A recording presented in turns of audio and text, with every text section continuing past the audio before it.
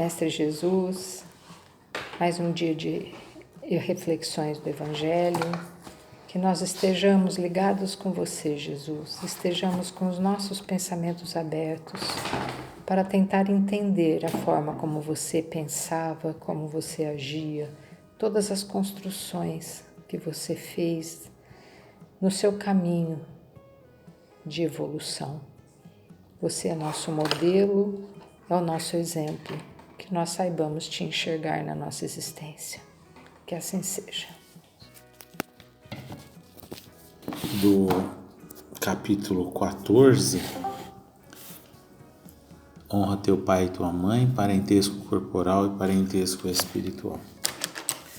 Os laços de sangue não estabelecem necessariamente os laços entre os espíritos. O corpo procede do corpo, mas o espírito não procede do espírito, porque o espírito existia antes da formação do corpo. Não é o pai quem cria o espírito de seu filho. Ele só lhe fornece um envoltório corporal, mas deve ajudar em seu desenvolvimento intelectual e moral para fazê-lo progredir. Os espíritos que encarnam numa mesma família, sobretudo como parentes próximos, muito frequentemente são espíritos simpáticos, unidos por relações anteriores que se traduzem em sua afeição durante a vida terrestre. Mas pode também acontecer que esses espíritos sejam completamente estranhos uns aos outros, divididos por antipatias igualmente anteriores que também se traduzem em seu antagonismo na Terra, servindo-lhes de provação. Os verdadeiros laços de família não são, pois, os de consanguinidade, mas os de simpatia e comunhão de pensamentos que unem os espíritos antes, durante e depois de sua encarnação. Do que se segue que dois seres nascidos de pais diferentes podem ser mais irmãos pelo espírito que se o fossem pelo sangue. Podem atrair-se, procurar-se, comprazer-se juntos, enquanto dois irmãos consanguíneos podem repelir-se, assim como se vê todos os dias. Problema moral que só o Espiritismo poderia resolver pela pluralidade de existências. No Evangelho, no capítulo 4, item 13. Há, portanto, dois tipos de famílias. As famílias pelos laços espirituais e as famílias pelos laços corporais. As primeiras, duráveis, fortalecem-se pela depuração e se perpetuam no mundo dos espíritos através das diversas migrações da alma. As segundas, frágeis como a matéria, extinguem-se com o tempo. Muitas vezes, dissolvem-se moralmente já na vida atual. Foi isso que Jesus quis que se compreendesse, dizendo aos seus discípulos: eis minha mãe e meus irmãos, isto é, minha família pelos laços do Espírito, pois quem fizer a vontade de meu Pai que está nos céus é meu irmão, minha irmã e minha mãe. A hostilidade de seus irmãos é claramente expressa no relato de Marcos, uma vez que, como diz, eles se propunham a apanhá-lo sob o pretexto de que tinha perdido o juízo. Com o anúncio da chegada deles e conhecendo Jesus, o que sentiam ao seu respeito, era natural que dissesse, falando de seus discípulos, sob o ponto de vista espiritual: eis meus verdadeiros irmãos. Sua mãe estava com eles, e Jesus generaliza o ensinamento, o que não implica, de forma alguma, que pretendesse que sua mãe pelo corpo nada tivesse com ele pelo espírito, e que fosse indiferente com ela. Sua conduta, em outras circunstâncias, provou suficientemente o contrário. Vamos conversar um pouco sobre essa questão de parentesco, né? Do parentesco corporal e espiritual. E quando a gente se debruça sobre esse assunto, a gente começa, obviamente, a analisar todas as nossas relações, começa a observar todos aqueles com os quais a gente convive, sejam os familiares pelo sangue, né, ou seja, pelo corpo, como também aqueles que passaram também a ser nossos familiares pelo convívio através do meio espiritual. Não é? E a doutrina espírita, ela tem feito com que a gente conseguisse ampliar o nosso leque de visão de irmandade, né, de parentesco. Porque apesar de Jesus já ter, obviamente, falado isso há tanto tempo para nós, a gente ainda tem encontrado durante os últimos 2 milênios dificuldade em realmente viver essa percepção de parentesco que amplia o nosso horizonte. Né?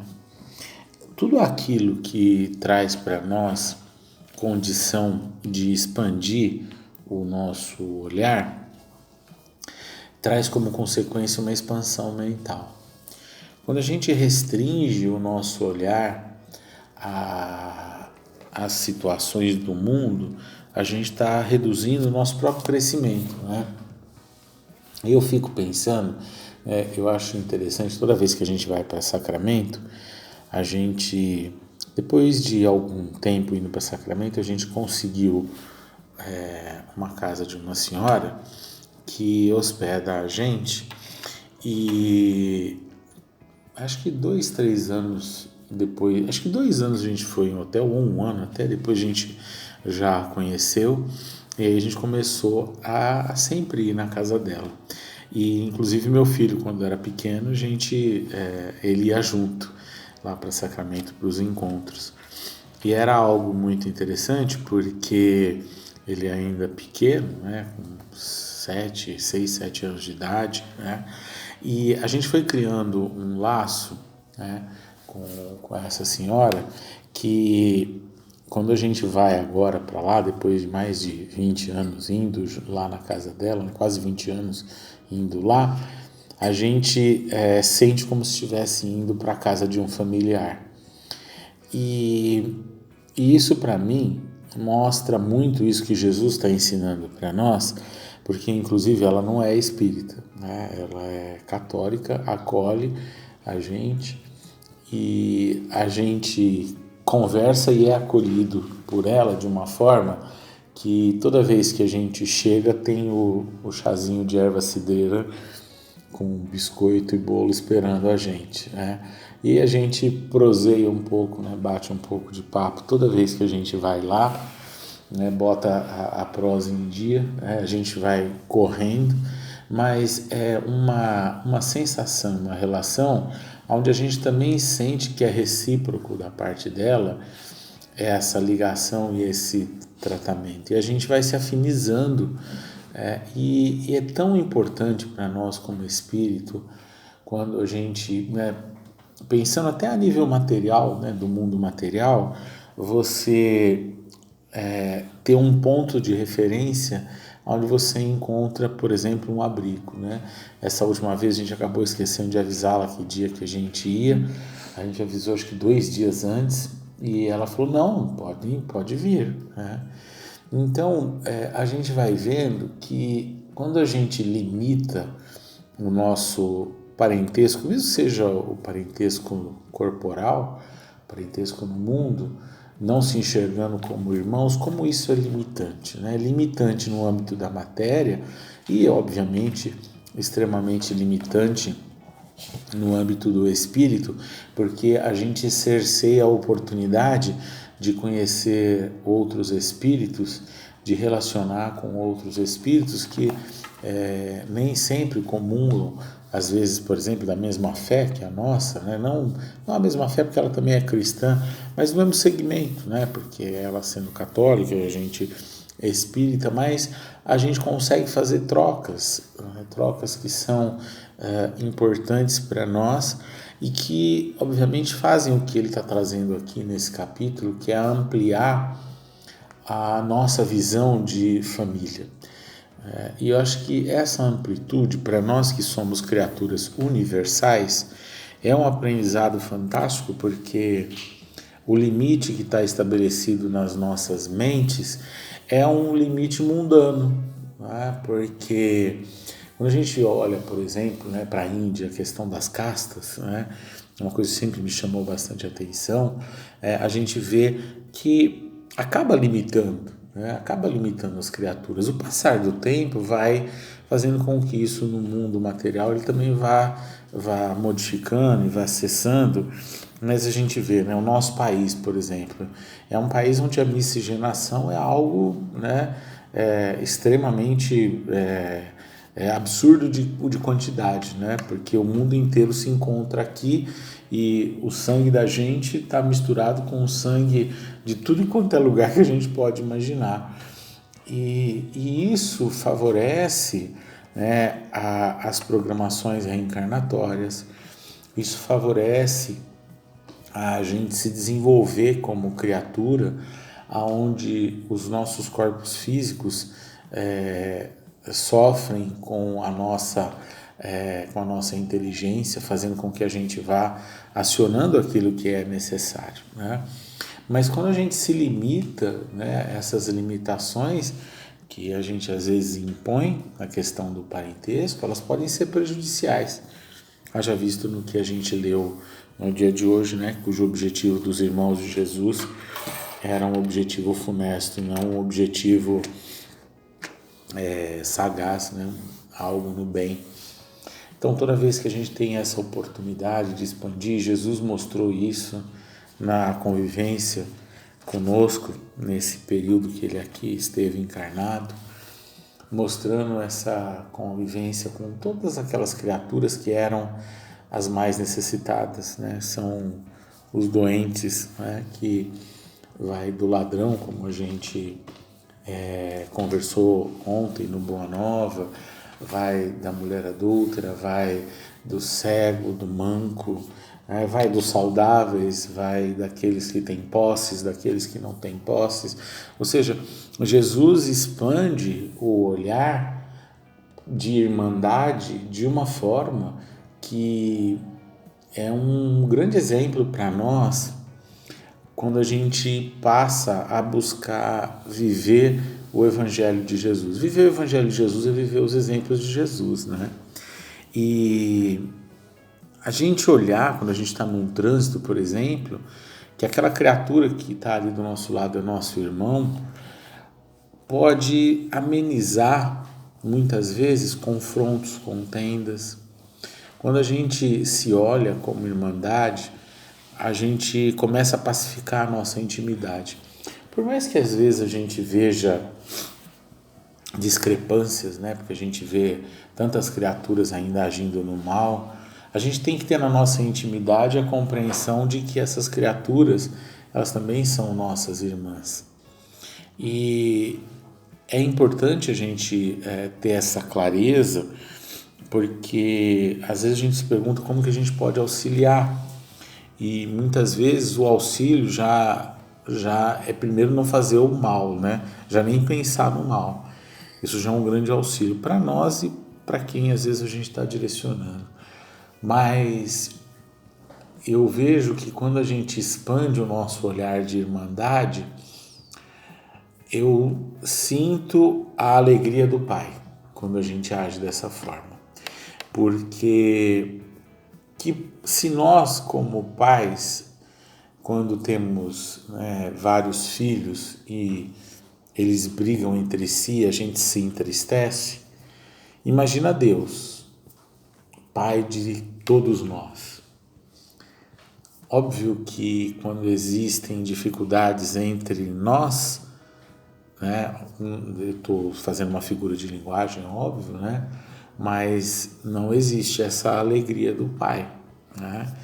Sabe-se que a gente vai chegar a esse ponto, onde nós vamos modificar essa situação, mas é importante a gente trabalhar esse viés na nossa mente, porque essa durabilidade de relação que ele está trazendo aqui para nós é algo que às vezes a gente nem percebe essa construção, né? Como o exemplo que eu trouxe. Às vezes você está expandindo a sua família espiritual de uma forma que você nem imagina. E eu tenho muito aprendido isso, né? Onde às vezes a gente é inserido numa situação e você começa a olhar as criaturas como parte dessa família universal que a gente está falando, e a gente começa a enxergar melhor uns aos outros e fica mais fácil de você ter percepções, né, mesmo fora do parentesco corporal, daqueles espíritos que as ideias se assemelham, que se assemelham na prática do bem, no caráter. São momentos extremamente felizes quando a gente vivencia isso. E quando a gente tem noção, e uma noção mais ampla disso que ele está trazendo aqui para nós, que o corpo procede do corpo e o espírito vem de Deus, né? É criado por Deus, e isso facilita para nós no sentido de que a gente compreende que às vezes não existe um parentesco corporal, mas existem ligações espirituais, né? Tanto que ele traz, né, que a gente pode se localizar, pode se aproximar, e essa grande família universal, muitas vezes, ela está sustentada por esse olhar, né? Por um novo olhar, aonde a gente, como espírito, pode fazer essas relações tornarem-se algo que vai aumentar a nossa capacidade. E quanto mais a gente avança, eu vejo que mais capacidade a gente vai desenvolvendo, né? Eu fico olhando pessoas que eu conheço há várias décadas, pessoas que a gente às vezes nem relaciona todo dia, mas de vez em quando, mas que você sente essa construção de ligação, e você numa situação às vezes de que precisa estar em um determinado lugar, você sempre vai se sentir em casa. Então, se a gente constrói esse laço e esse olhar de irmandade, a gente semeia um bem-estar para nós mesmos. E eu acredito que isso é importante para nós, né? Semear esse bem-estar que vai fazer com que a gente se veja da forma correta, né? Como o Pai espera de todos nós. Então, é um trecho que ele conclama que a gente sinta o que ele está trazendo aqui, né? Esse capítulo inteiro ele traz essa coisa do aumento da nossa sensibilidade, porque é para a gente realmente se enxergar da forma correta e ampliando os nossos laços de ligação.